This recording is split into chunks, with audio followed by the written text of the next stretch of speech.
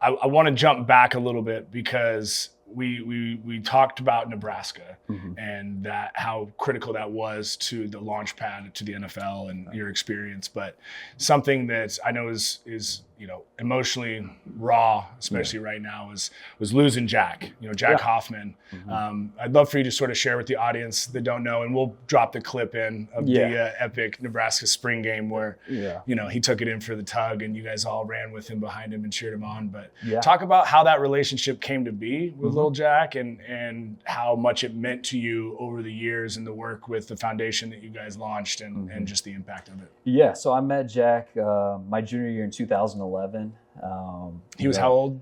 He was 6 years old at the time. Okay. Just turned 6. Our life skills director, Keith Zimmer at the university, had come up to me, asked me one day, "Hey, would you like to have lunch?"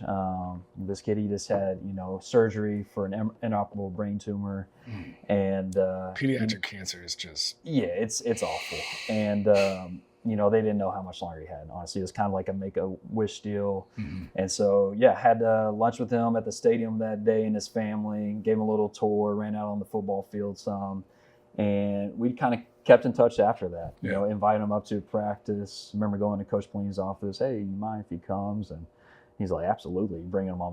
Bo's awesome. Yep. And so he came out to a practice, and then still my junior year, Ohio State game. They were up in a press box. Bo got him up in a press box for a game, and ESPN did a big feature on him. And so that's when Jack's name, kind of got out there, and pediatric brain cancer. The awareness started to spread. It's a rare disease, so it doesn't get a lot of funding from the government, so it needs as much money as it can. And then just a couple years later, I just graduated, and it was a spring game in Nebraska. I got a call the night before. "Hey, do you think Jack would want to score a touchdown in the spring game?" And I was Come on. I mean, I would think so. A Nebraska boy growing up there. I mean, and so looking back, he actually didn't want to do it. He's so nervous, but later on, he's like, "It was awesome. The best thing ever." And he's wearing the number 22, guys. It is Jack Hoffman of Team Jack coming out on the field right now. There's 4th down and short. Because he's in that kid Nebraska mask with the plastic face mask, and he was so focused. His face is everything. Yeah, and so he gets out there, and actually, people were like, "Oh, he started running the wrong way," and I was like, "Well, he's using his running back vision because no one is over there." Yeah. Go to the open Everyone field, knows baby. the play's going that way, so they're all over there. But they got him on the right course. The natural. Yeah, and just an unbelievable moment. Got SB, moment of the year. Ended up getting invited to the White House to meet the president for it. Where does that moment measure compared to Super Bowl championship? Oh man, it's right up there. Empty. That was a moment right there.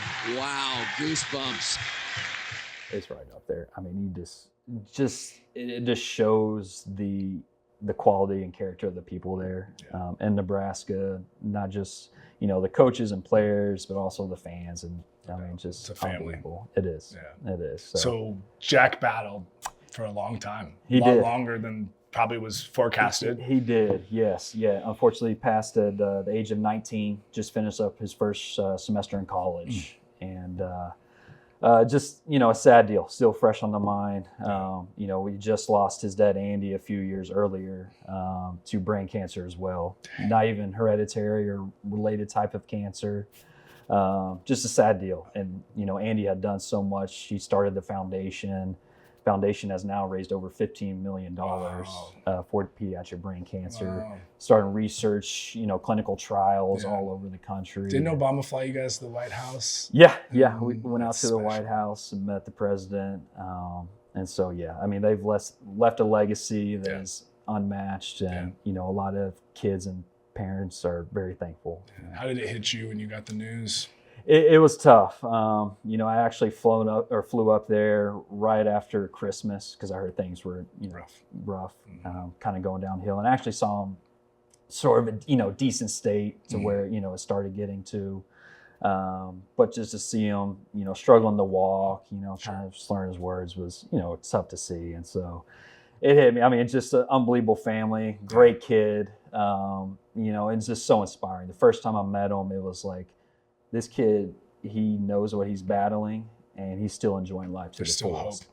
And even when I saw him after Christmas that weekend, he was doing the same thing. He was cracking jokes with me, and it's like, Wow. he knows, you know, Yeah. probably what's going to happen here soon. And so, Well, I'm sure it's all the more too that, you know, your oldest is 6 right Mhm. now, which was the age when yes, you know, you met him and all of that. Well, right. you know, that clip to me is a great definition of who you really are and what it is about you that is really special. That I've seen you again walk into rooms and people know who you are, and you're a there you are type of person, not a here I am type of person.